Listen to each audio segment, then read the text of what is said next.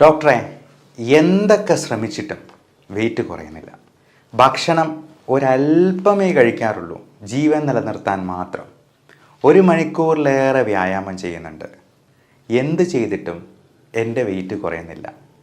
ഇത് ഇന്ന് വിളിച്ച ഒരു സെലിബ്രിറ്റിയുടെ വൈഫ് പറഞ്ഞ വാചകമാണ്. അദ്ദേഹം ആരാണെന്ന് ഞാൻ പറയുന്നില്ല.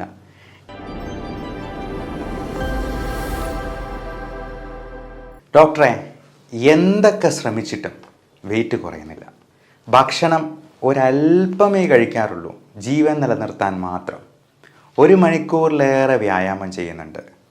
എന്ത് ചെയ്തിട്ടും എൻ്റെ വെയിറ്റ് കുറയുന്നില്ല. ഇത് ഇന്ന് വിളിച്ച ഒരു സെലിബ്രിറ്റിയുടെ വൈഫ് പറഞ്ഞ വാചകമാണ്. അദ്ദേഹം ആരാണെന്ന് ഞാൻ പറയുന്നില്ല. ഈ ചേച്ചി എൻ്റെ അടുത്ത് ഒരു കാര്യം കൂടി പറഞ്ഞു.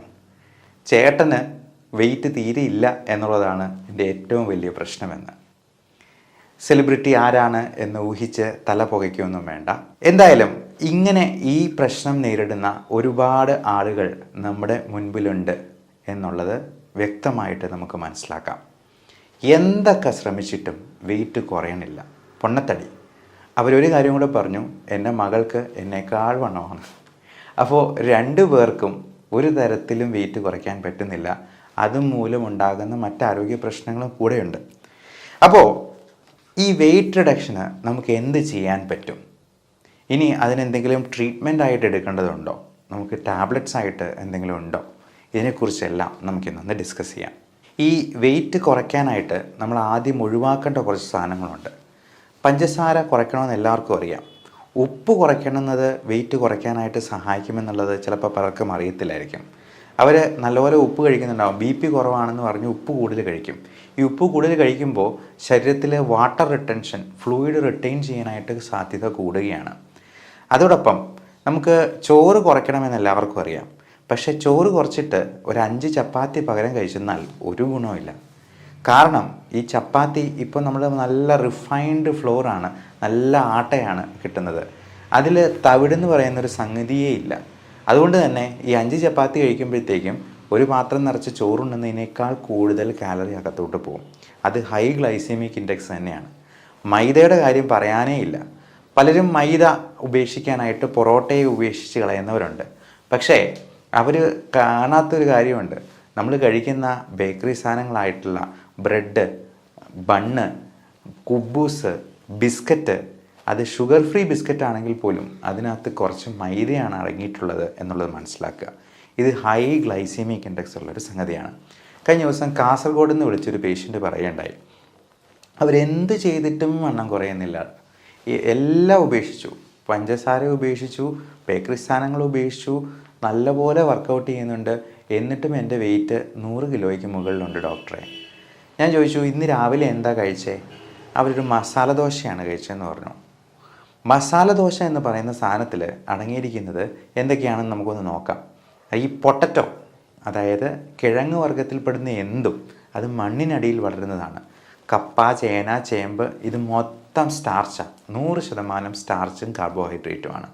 ദോശ എന്ന് പറയുന്ന സംഗതിയും സാധാരണ നമ്മളുടെ സൗത്ത് ഇന്ത്യൻ ഡിഷിൽപ്പെടുന്ന ദോശ, അതും 100% അടുത്ത് തന്നെ കാർബോഹൈഡ്രേറ്റ് കണ്ടൻ്റ് ഉള്ളതാണ്. അപ്പോൾ അത് കഴിച്ചെന്നാൽ എങ്ങനെ വണ്ണം കുറയും? പകരം നമ്മൾ എന്താണ് ചെയ്യേണ്ടത്? നമ്മൾ ഈ മെയിൻ ഭക്ഷണം കഴിക്കുന്നതിന് മുൻപ് നമ്മൾ മരുന്ന് പോലെ കഴിക്കേണ്ട കുറച്ച് സാധനങ്ങളുണ്ട്. അതിന് പ്രത്യേകിച്ച് ടേസ്റ്റ് ഒന്നും കാണുകയില്ല. ഗുളിക കഴിക്കുന്നത് എങ്ങനെയാണ്? വിഴുങ്ങി കഴിക്കുകയല്ലേ എന്ന് പറഞ്ഞ പോലെ കഴിക്കേണ്ടത്. അതെന്തൊക്കെയാണെന്നല്ലേ? നമ്മൾ 3 ഗ്ലാസ് വെള്ളം കുടിക്കുക. അതോടൊപ്പം ഒരു സാലഡ്, അതിന് വേണമെങ്കിൽ ഒരു കുക്കുംബർ ഉപയോഗിക്കാം, അല്ലെങ്കിൽ ഒരു ക്യാരറ്റോ, അല്ലെങ്കിൽ ബീട്രൂട്ടോ, അതുമല്ലെന്നുണ്ടെങ്കിൽ ക്യാബേജോ, അതുമല്ലെന്നുണ്ടെങ്കിൽ പേരയ്ക്ക പോലെ അധികം മധുരമില്ലാത്ത പഴങ്ങളോ ഒക്കെ ഉപയോഗിക്കാം. ഇത് കഴിച്ച് വെള്ളവും 3 ഗ്ലാസ് കുടിച്ച് വിശപ്പ് പകുതിയെങ്കിലും കെട്ടടങ്ങിയിട്ടേ നമ്മൾ കഴിക്കാൻ പാടുള്ളൂ. ഈ വിശപ്പ് എന്ന് പറയുന്നതും കൊതി എന്ന് പറയുന്നതും രണ്ടും രണ്ടായിട്ട് തന്നെ നമ്മൾ തിരിച്ചറിയണം. വിശപ്പുണ്ടാകുന്നത് നമ്മുടെ വയറിലുള്ള ഗ്രെലിൻ എന്ന് പറയുന്ന ഹോർമോണുണ്ട്, ലെപ്റ്റിൻ എന്ന് പറയുന്ന ഹോർമോണുണ്ട്. ഇതിൻ്റെയൊക്കെ വേർതിരിവുകൾ കൊണ്ട്, ഏറ്റക്കുറച്ചിലുകൾ കൊണ്ടൊക്കെയാണ് നമ്മുടെ ഹൈപ്പോതലാമസിനെയാണ് ഈ വിശപ്പ് നമ്മളെ ബാധിക്കുന്നത്. ഹൈപ്പോതലാമസിൽ നിന്നാണ് ഈ ഹങ്കർ സിഗ്നൽസ് പോകുന്നത്. പക്ഷേ ഈ വിശപ്പടക്കാൻ ഞാൻ ഈ പറഞ്ഞ സാധനങ്ങളൊക്കെ കഴിച്ചാൽ മതി. പകരം നമ്മൾ കഴിക്കുന്നത് എന്താ? നല്ല ചോറ്, നല്ല കറികൾ, ടേസ്റ്റുള്ള എന്തെങ്കിലും നോൺ വെജ് സാധനങ്ങൾ ഒക്കെ കഴിക്കുമ്പോഴേക്കും നമ്മൾ അതിനനുസരിച്ച് കൂടുതൽ ഭക്ഷണവും ചോറും അറിയാതെ അകത്താക്കി പോകും. അതിനെ നമ്മൾ അപ്പറ്റൈറ്റ് എന്നാണ് ഇംഗ്ലീഷിൽ പറയുക. പച്ച മലയാളത്തിൽ പറഞ്ഞാൽ കൊതി. നമ്മൾ ഈ കൊതിയെ അടക്കാനല്ല നോക്കേണ്ടത്, വിശപ്പിനെ അടക്കാനായിട്ടാണ്. അപ്പോൾ ഈ ഒരു രീതി ഒന്ന് പരീക്ഷിച്ച് നോക്കുക. കാസർഗോഡ് നിന്ന് വിളിച്ച ഒരു പേഷ്യൻറ്റ് വേറൊരു കാര്യം കൂടെ പറഞ്ഞു. ഞാൻ ചോറ് ഉപേക്ഷിച്ചിട്ട് കഞ്ഞിയാണ് കൂടുതൽ കുടിക്കുന്നത്. ഒരു കോപ്പ കഞ്ഞിയാണ്, ധാരാളം വെള്ളം അകത്ത് ചെല്ലട്ടെന്ന് ചോദിച്ചു. ഞാൻ ചോദിച്ചു, കഞ്ഞിവെള്ളം ഒഴുക്കി കളഞ്ഞിട്ട് ചുമ്മാ വെള്ളം ഒഴിച്ചാണോ കുടിക്കുന്നത്? അല്ല, നല്ല കഞ്ഞിവെള്ളം. കഞ്ഞിയേക്കാൾ പ്രശ്നമാണ് കഞ്ഞിവെള്ളം എന്നുള്ളത് മനസ്സിലാക്കുക. അത് ഫുള്ള് സ്റ്റാർച്ചാണ്. പശുവൊക്കെ കഞ്ഞിവെള്ളത്തിൻ്റെ കാടി കുടിച്ചിട്ടാണ് ഓടിച്ചാടി നടക്കുന്നത്. അപ്പോൾ ഈ കഞ്ഞിവെള്ളം കുടിക്കുന്നത്, ഒരു കോപ്പ കഞ്ഞിവെള്ളം എന്ന് പറഞ്ഞിട്ടുണ്ടെങ്കിൽ അത് എത്ര കാലറി ഉണ്ട് എന്നുള്ളത് നമ്മളൊന്ന് കാൽക്കുലേറ്റ് ചെയ്ത് നോക്കണം. പലപ്പോഴും ഇന്ന് വന്ന ഒരു 18 വയസ്സുകാരി പെൺകുട്ടി, അവൾ ഇന്നലെ 1/2 കിലോ ജിലേബി കഴിച്ചു എന്നാണ് അമ്മ പറഞ്ഞത്. വെയിറ്റ് 95 കിലോ ഉണ്ട്. അപ്പം വെയിറ്റ് കുറയാത്തത് എന്താണ് എന്നുള്ളത് ഇങ്ങനെ ചോദിച്ചു വന്നപ്പോഴാണ് ഈ 1/2 കിലോ ജിലേബിയുടെ കാര്യം പറഞ്ഞത്. ഒരു മാസം കൂടി 1/2 കിലോ ജിലേബി കഴിച്ചതെന്ന് പറഞ്ഞു. 1/2 കിലോ എങ്കിലും കഴിച്ചില്ലെങ്കിൽ പോലും 2-3 ജിലേബി കഴിച്ചെന്നാൽ അതിൻ്റെ കാലറി കണ്ട് മിനിമം ഒരു 500 എങ്കിലും ഉണ്ടാവും. ഇതിലൊരു 100 കാലറി ഒന്ന് ഉരുക്കി തീർക്കണമെങ്കിൽ തന്നെ നമ്മൾ 1 മണിക്കൂർ നല്ല സ്പീഡിൽ നടക്കുകയോ ജിമ്മിൽ വർക്കൗട്ട് ചെയ്യേണ്ടതായിട്ട് വരും. അപ്പോൾ നമ്മൾ ഈ കാലറി കണ്ടൻറ്റിനെ പറ്റി ഒരു കാൽക്കുലേഷൻ നമ്മൾ നടത്തി നോക്കണം. ഇനി ഈ ഫുഡ് കുറയ്ക്കുമ്പോഴത്തേക്കും നമ്മൾ കുറയ്ക്കാൻ പാടില്ലാത്ത കുറച്ച് സംഗതികളുണ്ട്.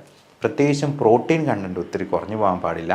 കാരണം പ്രോട്ടീൻ കണ്ടൻറ്റ് ഒത്തിരി കുറഞ്ഞാൽ നമ്മുടെ മുടിയുടെ വളർച്ചയും മുടി കൊഴിച്ചിലിന് കാരണമാകുന്ന പ്രശ്നങ്ങളും ഉണ്ടാകാം. അതോടൊപ്പം നമ്മുടെ വൈറ്റമിൻ സപ്ലിമെൻറ്റ്സ് കിട്ടുന്നുണ്ടോ എന്നുള്ളത് നോക്കണം. പലപ്പോഴും നമുക്ക് നമ്മുടെ ഭക്ഷണത്തിൽ നിന്ന് ആവശ്യത്തിനുള്ള വൈറ്റമിൻസ് ആവശ്യമുള്ളതുപോലെ കിട്ടുന്നുണ്ടാവില്ല. പ്രത്യേകിച്ചും വൈറ്റമിൻസ് എല്ലാം ഇപ്പോൾ നമുക്ക് ഉണ്ടെന്ന് പറഞ്ഞെന്നാലും അതിൻ്റെ ബയോ അവൈലബിലിറ്റി വളരെ കുറവായിരിക്കും. നമുക്ക് ദഹിപ്പിക്കാവുന്ന രീതിയിലായിരിക്കത്തില്ല അത് കിട്ടുക.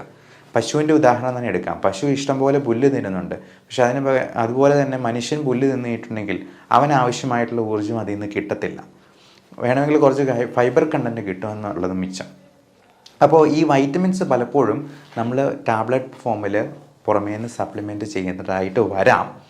പലപ്പോഴും പല ന്യൂട്രിയൻസിൻ്റെയും നമ്മുടെ ബ്ലഡിലെ ലെവൽസ് പോലും കാൽക്കുലേറ്റ് ചെയ്യാനുള്ള, മെഷർ ചെയ്യാനുള്ള ടെസ്റ്റുകൾ നമുക്കിന്ന് അവൈലബിൾ അല്ല.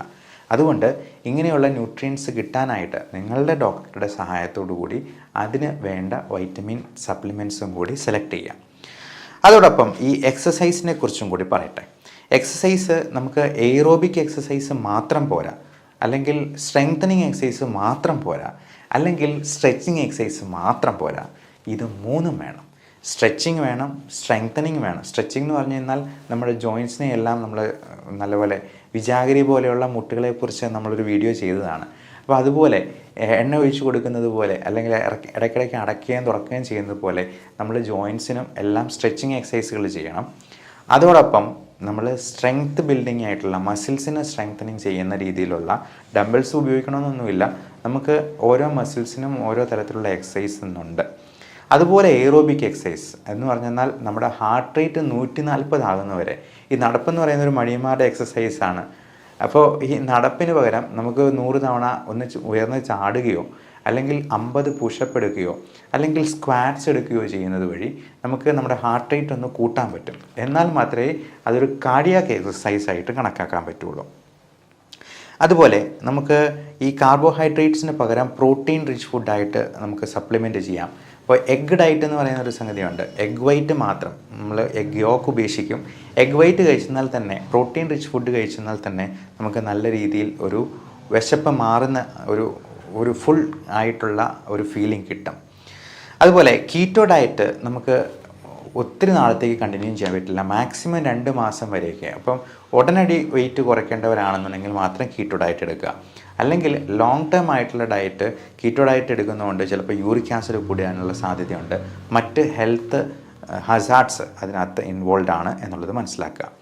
നമ്മുടെ വീട്ടിൽ തന്നെ ഒരു ഡിജിറ്റൽ വെയിങ് ബാലൻസ് വാങ്ങി സൂക്ഷിക്കുക. അപ്പോൾ 0.3 ഡെസിമൽ പ്ലേസ്, 0.1 ഡെസിമൽ പ്ലേസ് പോലും കാണാൻ പറ്റുമെന്നുണ്ടെങ്കിൽ നമ്മൾ രാവിലെ എണീറ്റ് ഒന്ന് വെയിറ്റ് നോക്കിയെന്നാൽ നമുക്ക് തന്നെ ഒരു സമാധാനമാണ്. വെയിറ്റ് കുറഞ്ഞില്ലെങ്കിൽ പോലും അത് കൂടുന്നില്ല എന്നുള്ള ഉറപ്പ് വരുത്തുക. ഏറ്റവും രാവിലെ തന്നെ വെയിറ്റ് നോക്കുന്നതാണ് അതിന് ഏറ്റവും ഉചിതമായിട്ടുള്ളത്. അതാണ് ഏറ്റവും കുറഞ്ഞിരിക്കുന്ന വെയിറ്റും. അതുപോലെ ഷുഗർ ഉള്ളവർക്കൊരു ഗ്ലൂക്കോമീറ്റർ വാങ്ങിച്ചു വയ്ക്കാം. ബി പി ഫ്ലക്ച്വേഷൻ ഉള്ളവർക്ക് ബി പി അപ്പാരറ്റസ് വാങ്ങിച്ചു വയ്ക്കാം. എന്നിട്ട് നമ്മൾ തന്നെ ഇതിനെപ്പറ്റി ഒരു ട്രാക്ക് ചെയ്യേണ്ടത് അത്യാവശ്യമാണ്. ഇൻ്റർമീഡിയൻറ്റ് ഫാസ്റ്റിംഗ് വളരെ നല്ലൊരു ഫാസ്റ്റിംഗ് മെത്തേഡാണ്. 14 to 16 hours ആണ്. അത് പട്ടിണിയല്ല. ഒരു 18 hours കൂടുതൽ ഫാസ്റ്റ് ചെയ്യുന്നാലേ അത് പട്ടിണിയായി മാറത്തുള്ളൂ. 16 hours വരെയും നമ്മൾ ഫാസ്റ്റ് ചെയ്ത് കഴിഞ്ഞാൽ നമ്മുടെ ബോഡിയിലെ ഫാറ്റ് ബേൺ ചെയ്യാനായിട്ട് തുടങ്ങും. അതുവരെയും നമ്മുടെ ഉള്ള ഗ്ലൂക്കോസൊക്കെ വെച്ചിട്ട് അതിൻ്റെ ആ ഒരു പാത്ത് വേ തന്നെ അങ്ങനെയാണ്. നമ്മൾ ബയോകെമിസ്ട്രിയിൽ അങ്ങനെയുള്ള കാര്യങ്ങൾ പഠിക്കാറുണ്ടായിരുന്നു. അപ്പോൾ ഇതിൻ്റെ പാത്ത് വേസ് തന്നെ ഡിഫറെൻ്റ് ആണ്. 16 മണിക്കൂർ ബോഡി ഫാസ്റ്റ് ചെയ്ത് കഴിഞ്ഞാൽ നമ്മുടെ ഫാറ്റ് ഉരുകാനായിട്ട് തുടങ്ങത്തുള്ളൂ. ഈ 16 മണിക്കൂർ നമ്മൾ ഉറക്കം കൂടെ ഉൾപ്പെടുത്തി നമ്മൾ രാത്രിയിലത്തെ ഫുഡ് സ്കിപ്പ് ചെയ്യുന്നതാണ് ഏറ്റവും നല്ലത്. അപ്പോൾ രാത്രി ഒരു 6 മണിക്ക് മുമ്പ് ഭക്ഷണം എല്ലാം കഴിച്ചിട്ട് പിന്നെ 0 calorie ഡയറ്റിലോട്ട് പോവാം.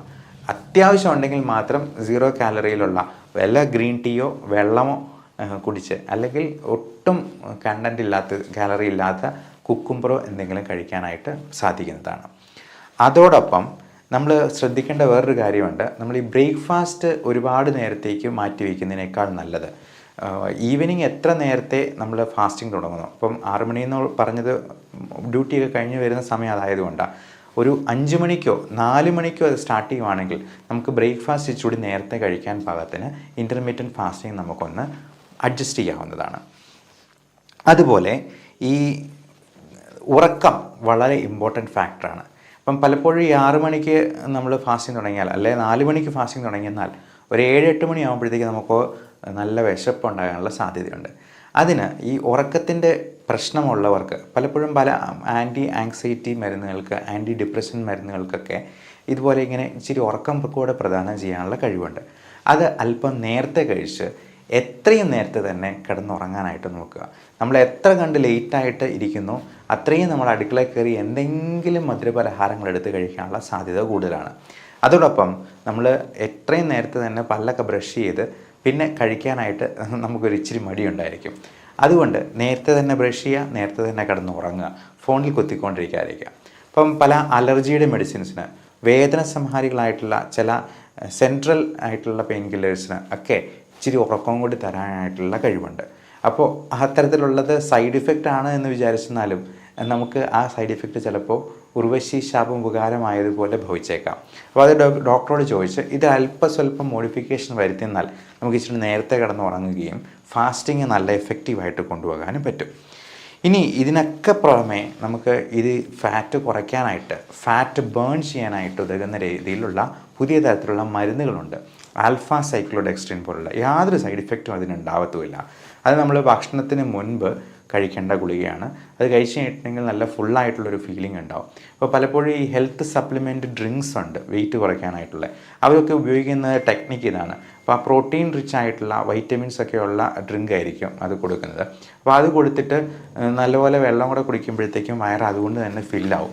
മിക്കവാറും ഡിന്നർ സ്കിപ്പ് ചെയ്തിട്ട് ഇത് കുടിക്കാനായിരിക്കും പറയുക, അല്ലെങ്കിൽ 2 നേരത്തെ ഭക്ഷണം സ്കിപ്പ് ചെയ്യാനായിട്ട് പറയാം. അതുപോലെ കൺട്രോൾഡ് സ്ട്രെസ് എന്നാണ് നമ്മൾ ഈ എക്സസൈസിനെ പറയുക. എക്സസൈസ് എന്ന് പറയുന്നത് നമ്മുടെ ഒരു ചെറിയ രീതിയിലുള്ള സ്ട്രെസ്സ് നമ്മുടെ ബോഡിക്ക് കൊടുക്കുകയാണ്. ഈ കൺട്രോൾഡ് സ്ട്രെസ്സ് നമുക്ക് ആവശ്യമാണ്. നമ്മുടെ ജോലി തന്നെയും ഒരു എക്സസൈസായിട്ട്, അതൊരു കൺട്രോൾഡ് സ്ട്രെസ്സായിട്ട് എടുക്കാം. എത്രത്തോളം സംതൃപ്തിയോടെ ജോലി ചെയ്യുന്നോ അത്രയും സന്തോഷം നമുക്കുണ്ടാവുകയാണ്. അത് തന്നെ നമ്മുടെ വെയിറ്റിനെയും മാനസിക ശാരീരിക ആരോഗ്യത്തെയും ബാധിക്കുന്ന അല്ലെങ്കിൽ ഹെൽപ്പ് ചെയ്യുന്ന കാര്യങ്ങളാണ്. നമ്മുടെ ജോലി ഏറ്റവും ഭംഗിയായിട്ട് ഏറ്റവും സംതൃപ്തിയോടെ ചെയ്തു തീർക്കുക എന്നുള്ളതാണ് നമുക്ക് സന്തോഷം ഉണ്ടാക്കാവുന്ന ഏറ്റവും നല്ല കാര്യം. അതുപോലെ സ്ട്രെസ്സ് കുറയ്ക്കാനുള്ള കാര്യങ്ങളെല്ലാം നമ്മൾ ചെയ്യുക. ഒരു മൂളിപ്പാട്ട് പാടുന്നത് പോലും സ്ട്രെസ്സ് കുറയ്ക്കാൻ, ഒരു പാട്ട് വെച്ചുകൊണ്ട് ഞങ്ങളുടെ കൂട്ടുകാരെ പല സർജൻസും പാട്ട് വെച്ചുകൊണ്ട് ഓപ്പറേറ്റ് ചെയ്യുന്നത് നമ്മൾ കാണാറുണ്ട്. നമ്മളാണെങ്കിലും ബ്രോങ്കോസ്കോപ്പിയൊക്കെ ചെയ്യുമ്പോഴത്തേക്കും എൻഡോസ്കോപ്പി പ്രൊസീജിയേഴ്സൊക്കെ ഒരു പാട്ടും കൂടെ അങ്ങ് വയ്ക്കും. അപ്പോൾ നമുക്കത് എൻജോയ് ചെയ്ത് ചെയ്യാൻ വേണ്ടിയാണ്.